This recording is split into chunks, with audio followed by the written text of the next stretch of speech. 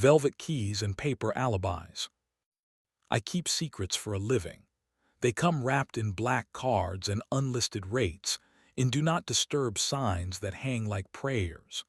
By midnight, the lobby of the Whitmore Hotel turns into a stage where people audition for lives that aren't theirs. I know which couples are new by how they hold the elevator, palm pressed to the door like they're shielding a flame. I know who's lying by the way their eyes skip over the mirror behind the front desk as if it owed them money. I didn't notice my own lie until it started to smell like apricots. Maya had never worn perfume. She used to say scent should be earned by proximity. Then, one Tuesday in March, she kissed me goodbye and left the taste of citrus and something warm on my bottom lip. Apricot, I thought, with a twist of almond. It clung while I brewed coffee. It made the kitchen feel like an orchard that had learned the word afterglow. New habit? I asked, trying for light. Book club, she said, as if that explained both the smell and the tiny gold clasp on a slim new bag I didn't recognize. Lena swears by it. Lena was a colleague, or a friend, or both, in the way adult lives overlap like soft Venn diagrams. I kissed Meyer again because it felt like a test I should pass, then went to the hotel and told strangers I was delighted to see them. I run the night desk and everything that shadows the night desk. Late arrivals from delayed flights, jazz musicians who trade room keys for club passes, business travelers who forget spouses the same way they forget toothbrushes. The Whitmore is a boutique place with velvet banquettes that make people sit closer than they planned. We give the illusion of privacy the same way good bartenders pour a splash more than you ordered, generously, without comment. On Thursdays, we have a pianist in the lounge, Sienna. Her hair falls like a habit broken slowly, and her mouth always looks like it has just told someone a secret worth keeping. She doesn't perform so much as lean the room toward wanting. People leave bigger tips when she plays, as if gratitude had a melody. That night she finished a tune that sounded like a street lamp in rain, and came to the desk to borrow tape. She wore a black dress that looked like it had decided to be poured rather than sewn. "You looked like you were trying to solve something," she said, peeling tape with her fingernail. "I can hear thinking from the piano." "Can you hear lying?" I asked. "All music is lying," she said, smiling. "We just call it arrangement." She left with a strip of tape stuck to her wrist like a rehearsal bracelet. I watched her go and thought of apricots.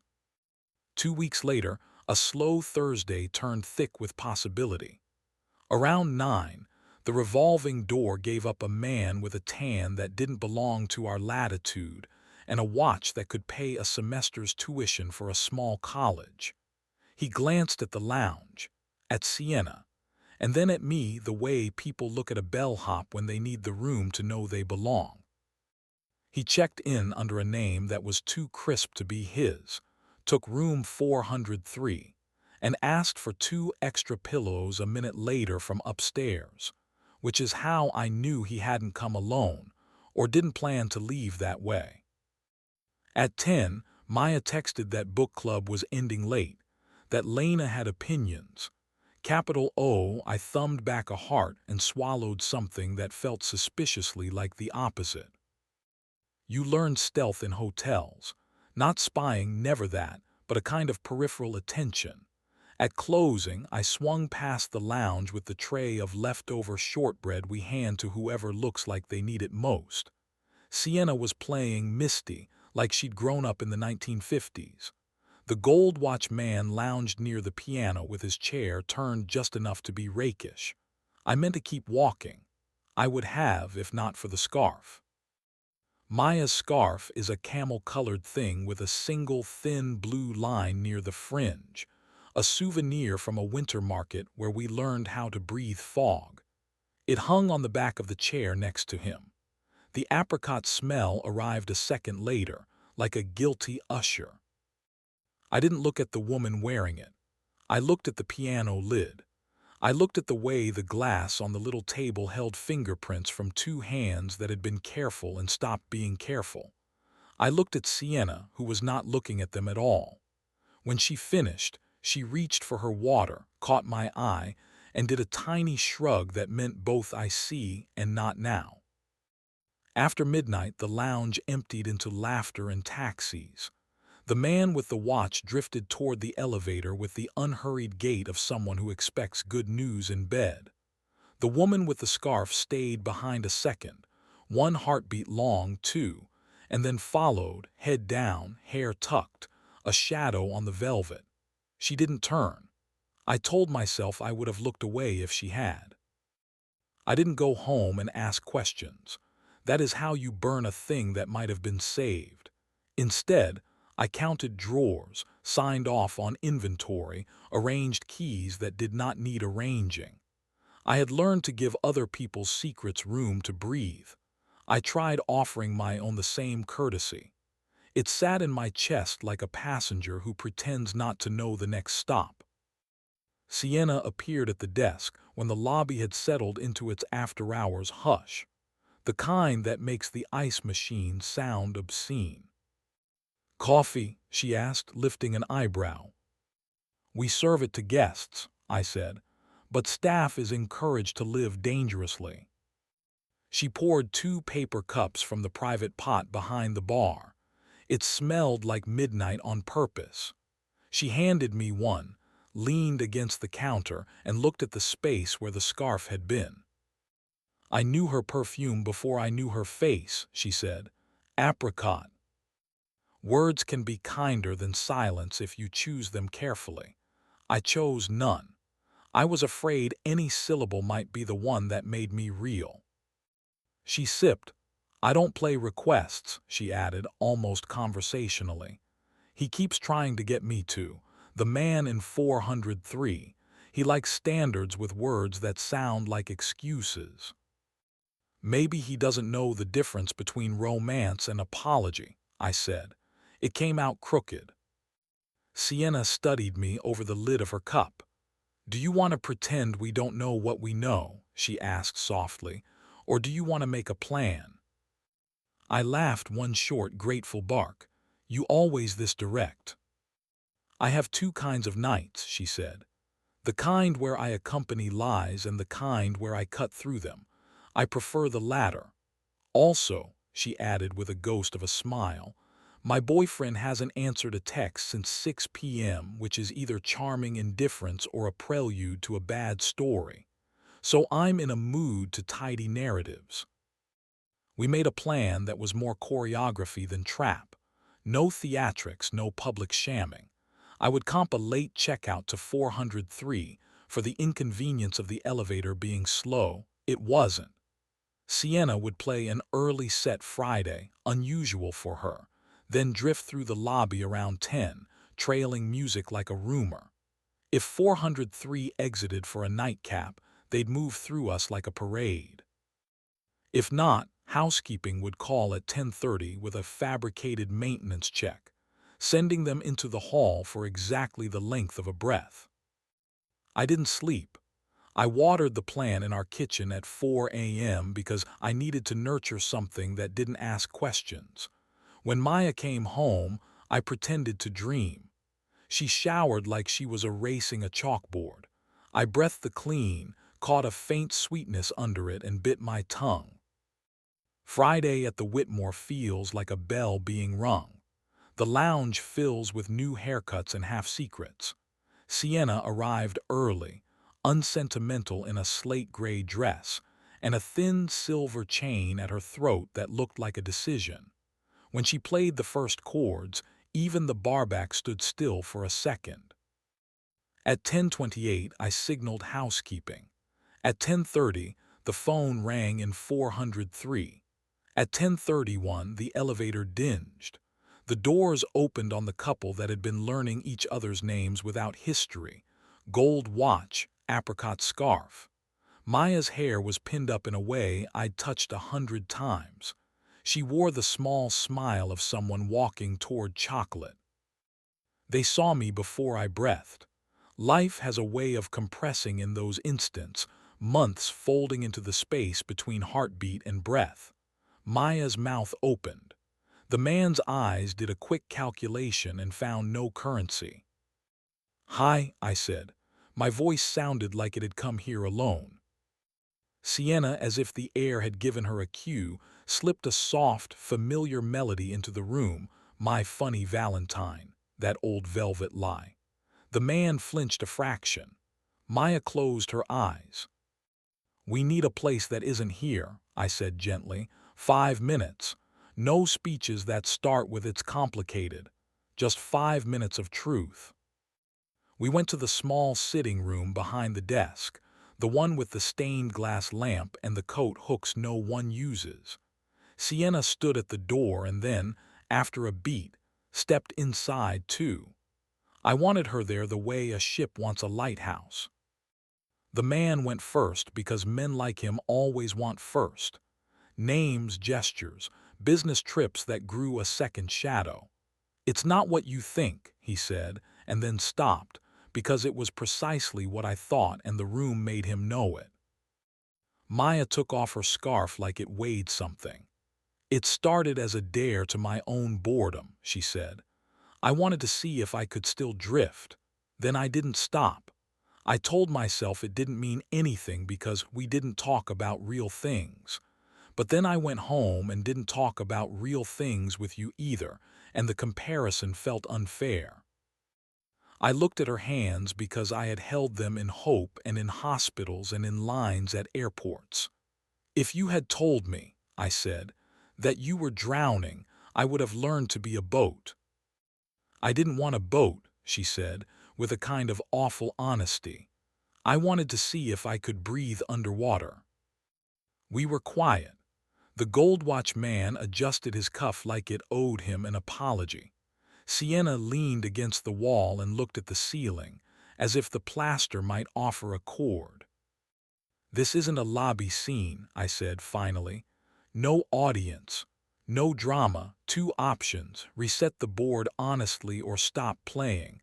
I won't do the middle."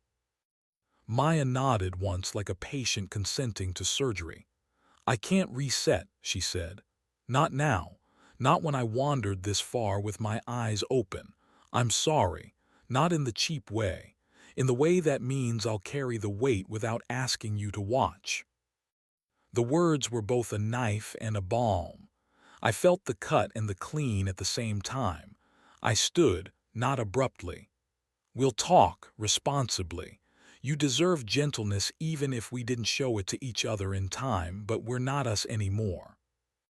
The man shifted, relief sliding through him like oil. He smiled at Maya like she was a ticket validated. Sienna laughed, just once, a small sharp thing, and the smile thinned. We ended without theatrics. Maya left the scarf on the chair as if it could absorb what we couldn't. The man with the watch asked about the late checkout as if grace could be scheduled. I said, "Of course. I'm a professional." After, I stood at the edge of the lounge and watched Sienna play a song that didn't exist yet. It sounded like fresh paint, like a room unoccupied by regret. When she finished, the silence applauded first. "You were kind," she said later, when the chairs were empty and the carpet held the soft ghosts of shoes. "I wanted to be," I said. "Kindness feels like the only proof I didn't completely lose the plot." She set a hand on the counter, not mine, the counter, and let it stay there. "Then let me be kind to you," she said. "Not as a performance, not as revenge." We walked through the quiet hotel like conspirators of mercy. In the back corridor, she put her palm to my chest, not to stake a claim but to check that I was real. When she kissed me, it was the kind of kiss that refuses to hurry, warm, searching, unafraid of restraint. Her mouth tasted like orange peel and midnight coffee. My hands found the small of her back as if I'd known it would fit. We let the kiss lengthen the way an evening lengthens on a balcony. No agenda, just weather and closeness. "Come home with me," she whispered, then smiled soft. "To sleep, to talk, to shut the windows on the noise." We didn't rush. We walked the late blocks under a sky that looked polished by the wind. At her place, a second-floor apartment above a florist, we drank water from mismatched glasses and laughed at nothing in particular until laughing felt like a muscle we wanted to keep. We stood at the window and watched a taxi throw its light across the street. When we kissed again, it was easier and deeper. I traced the line of her collarbone with a fingertip, memorizing quiet geography. She pressed her forehead to mine like a benediction. We didn't undress grief with urgency. We let it unbutton itself, slow and consenting. We slept, yes, two bodies folded like a question mark and its answer, breathing the same air. In the morning, I made eggs while she hummed a melody that might one day find a piano. The world hadn't changed. The world had changed entirely. The divorce was a season, not a scene. Papers, logistics, the small, brutal kindness of splitting books. Maya and I handled it without theatrics, the way you carry a heavy thing downstairs, careful on beats. Months later, I still sometimes reach for her mug in the cabinet as if habit could time travel. When I do, I put it back and take a breath deep enough to count. Sienna and I learned how not to become a rebound by refusing to be a spectacle. We dated in low light and bright honesty. We kissed in doorways and let the rest arrive at the speed of trust. When we made love, finally, it felt less like crossing a line and more like being welcomed into a house where the lights had been turned on just for us. I won't give you the furniture. I'll just say we were careful with each other, and then we didn't have to be. I left the Whitmore at the end of summer. Secrets had made me gentle and a little tired. With my savings and a loan negotiated by a banker who loved Sienna's playing, we opened a narrow room on Birch Street with a small sign that said Lark. Brick walls, blown glass pendants, a piano that wears its scratches like a well-loved face. I keep the books and the door. She keeps the room in tune. On Thursdays, people fill our banquettes and ask for a table by the keyboard. We don't take late checkouts. We don't do alibis. We pour wine that tastes like relief. Sometimes I see a scarf in the crowd, a camel one with a thin blue line, and my heart remembers to clench. It passes. Once Maya herself walked by our window and glanced in. Our eyes met for exactly the length of a forgiveness no one speaks. She smiled, I think, or I wanted her to. Either way, the air stayed kind. When Sienna plays Misty, I stand behind the bar and watch couples lean an inch closer than they did when they sat down. I stock the lemons. I add a sprig of thyme to the simple syrup for reasons that are mine. And on good nights, Sienna catches my eye the way she did that first evening, when the lobby felt like a confession booth with better lighting. She lifts her chin a fraction, a private ceremony we invented without words. After close, when the last glass dries and the door is latched, we sit on the piano bench together. She plays something gentle. I set my hand on her thigh where the dress folds. It is an ordinary intimacy. It is the opposite of a secret. And if the room still smells sometimes like apricots, well, now it's because we cut them behind the bar for the spritz.